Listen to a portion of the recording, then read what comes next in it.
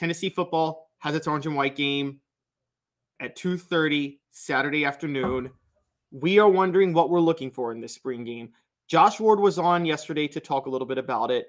And as he's noted, all spring games are very much a shell of what we're going to see in the fall. Coaches don't want to reveal too much. And Josh Heupel takes that to another level. He's probably the cagiest of cagey among coaches in trying to not reveal things. However, there are some things that you can still glean from watching a spring game, particularly this one with Tennessee football. So I've jotted down a few things that I think we all should be watching for when we watch the game tomorrow. The first one's obvious. It's one we've all been talking about all spring. Joe Milton versus Nico Iamaleava. By the way, apologies. I don't have the sound effects that Dave has, so I don't have the Iamaleava sound effects, so it's going to be me just trying to pronounce his name as best as I can.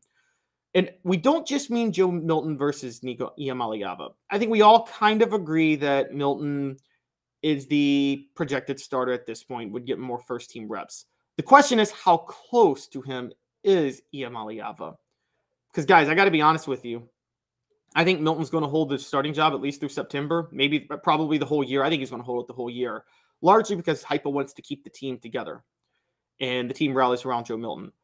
But if Iamaleava is close on par or even, dare I say, better than Milton tomorrow, you could really start to see the possibility of Iamaleava taking the starting job either in September or maybe even in fall camp. Look, contrary to what Mel Kiper says, since he clearly wasn't watching Tennessee football, there were still issues with Milton even in that Orange Bowl game against Clemson. There were lots of questions that were not answered. The only question that was answered was that Milton can throw over the middle. And he converted on quite a few passes over the middle, set up enough drives for Tennessee to win, scored 31 points, and he was Orange Bowl MVP. There were lots of drives Tennessee didn't score in that game, though. I think we're forgetting that with the flow of the game, that there were plenty of drives where Milton couldn't finish the job. And a lot of it had to do with his accuracy issues that are still there, particularly on the deep ball. And that's the most important part of Tennessee football's scheme, is the deep ball. So the big thing to watch for tomorrow is, how does Milton handle the deep ball versus Nico Iamaleava? And can Iamaleava make those intermediate passes that Milton showed he can make? Because if he can, watch out. But that's the obvious one. We all know about the orange and white game and what to watch for with the orange and white game. That's probably the one everybody's going to want to watch, obviously, Milton and Nico Iamaleava. However, there are a couple other things to watch for in the orange and white game. Let's stay on the offense for a minute, and let's go to the offensive line. Again, Josh talked yesterday about Addison Nichols maybe kind of making a push. We all know that Darnell Wright is going to be missed. You can't replace him. We're talking about one of the best pro prospects out of Tennessee football on the offensive line in years. I mean, you can't get better than Darnell Wright. It's still crazy to me that Darnell Wright and Trey Smith blocked on the same side one year, and Tennessee had trouble running the ball. Looking at you, Jim Chaney and Jeremy Pruitt.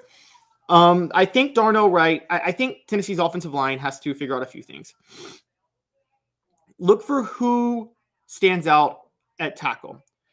The rumors and reports are that Gerald Mincey and Jeremiah Crawford, both of whom were at left tackle last year, have moved over to right tackle to offset Darnell Wright, meaning left tackle's wide open, and we don't know how they're going to look at right tackle. So how the tackles play is a huge deal. That's a huge part of this. Before I get more to the tackles, let's start with the interior, because the tackles actually leads to another transition. So let's start with the interior for a minute. Jerome Carvin is an underrated loss at left guard. He disproves the whole PFF grades that people care about, because he didn't always have the best PFF grades, but he was also sacrificing for a lot of other issues on interior blocking. And his departure is huge.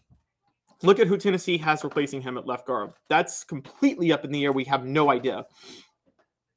Also, take a look at who's behind Cooper Mays at center.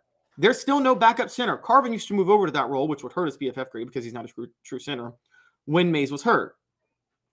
We've heard reports on Addison Nichols, but it doesn't seem like he's fully there yet. Nichols could be the guy to move in at guard. Maybe Addison Nichols is the Jerome Carvin. Maybe he plays left guard and moves into the backup center role. We don't know yet. There's still a lot to learn there. But pay attention to those things. Pay attention to Addison Nichols and who's at left guard in the starting role and who's in the backup center role.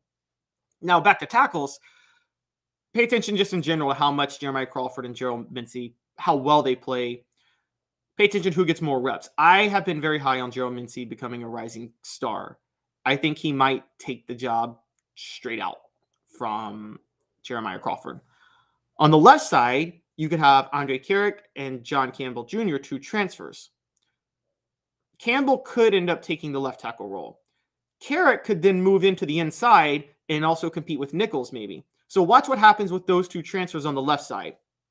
Watch what happens and who gets more reps between Mincey and Crawford on the right side. And most importantly, watch how well they play. And that leads to my third big thing to watch for. And Travis, it leads to what you brought up because you just said defense. And there's a couple of aspects of defense in which I agree with you. One is pass rushers. Mike Eckler spoke with the media yesterday, and he spoke about special teams and the outside linebackers. We obviously know about Tyler Barron, but Tennessee, or not just outside linebackers, but edge rushers in general. We obviously know about Tyler Barron. Byron Young is gone. Tennessee has Joshua Josephs, James Pierce Jr., Caleb Herring, and Roman Harrison all there. Eckler said very clearly, by the way, that Harrison has been the best of all of them. Now, Harrison should be the best of all of them. He's a rising senior. He has the most experience. But there's not much experience required to be in a pass rusher. So that is merit-based that Harrison is the best of all of them. And look to see how well Harrison plays yesterday, and then look to see who emerges between Joseph Pierce, and Herring. Given what Eckler said, I think we can kind of start to bet that Harrison will be the guy to start opposite Barron this year, which I didn't see coming. But that doesn't mean you're not going to need more depth at edge rusher, which is where Josephs, Pierce, and Herring come into play. Those are clearly the 3 main guys. We've all vacillated back and forth between Josephs and Pierce. We don't know for sure who to go to, but it's likely to be one of them. And Caleb Herring does have a lot of potential, though. But between those 2, offensive tackles versus edge rushers, that's going to be the thing to watch tomorrow beyond just Milton versus Iamaleava. That's the big one. Offensive tackles versus edge rushers. A couple of other things to get to from the spring game. Newcomers at defensive back. Newcomers at defensive back, there are 3 key ones, I would say, maybe 4 actually. There's Ricky Travis and Jordan Matthews Jr. Excuse me, Ricky Travis, Jordan Matthews at cornerback, and Gabe Jeudy-Lally, the transfer from BYU. Travis and Matthews are freshmen, and Jeudy-Lally is a transfer. There's no doubt Tennessee needs desperate help at cornerback. Like, desperate. Like, you cannot get more desperate than Tennessee at cornerback. Look for one of those guys. Look to see who stands out among them, because one of those 3 is probably going to work their way into the rotation. Now, lots of guys return at cornerback, to be fair. Warren Burrell is getting healthier, so that adds to the list. But the truth of the matter is the cornerback play was just guys, I'm sorry. It's Ricky Gibson. I don't know why I said Ricky Travis. Completely whiffed on that. It's just been I apologize. Ricky Gibson is the guy, and Jordan Matthews. Those are the 2 to watch out for. One of them is bound to emerge for Tennessee. Now, you will also look for safeties, a safety to make a play in some way, but because Tennessee does need to replace Trey Flowers, and so look for somebody like John Slaughter. Maybe, John Slaughter is probably your best bet on this. Maybe Jack Luttrell. I would say John Slaughter. See what he does at safety. Jalen McCullough is the guy that's going to lock up a strong safety spot. That's set in stone. He probably needs to become a leader for the team. But what you really need to look for is see what John Slaughter does at safety, and then see who emerges between Ricky Gibson and Jordan Matthews and Gabe Jeudy-Lally.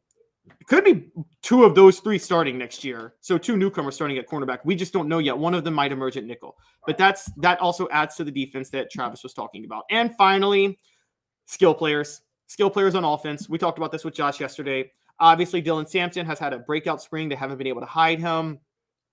Brew McCoy has a chance to emerge as a wideout with Jalen Hyatt and Cedric Tillman gone. Beyond Brew McCoy, Squirrel White has really held on to that slot role. I thought Dante Thornton was going to take it away from him, but it sounds like he's balled out in the spring and is not letting it go. And then there's your usual suspects, Ramel Keaton, Dante Thornton, like I said. And also at running back, Cameron Seldon and Deshaun Bishop, 2 newcomers that got looks at running back this year. See what they do. Compare them to Jalen Wright and Jabari Small. the receivers and the running backs. See who's best among them. There are going to be stars, as Josh pointed out, in this game that will never see the field in the fall. That's just how spring games go. But early on, you can still glean some things from it. And I think skill players can give you a little bit. So don't read into it too much, but there will be something to come out of that.